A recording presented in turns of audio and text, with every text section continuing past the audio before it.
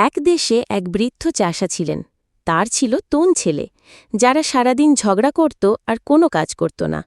চাষির মন ভরেছিল দুশ্চিন্তায়। এদের দিয়ে জমির কি হবে?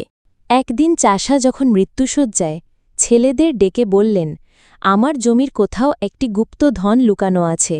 আমি চলে গেলে তোমরা জমি খুঁড়ে সেই ধন খুঁজে নিও। ছেলেরা অবাক হয়ে বাবার কথা শুনল।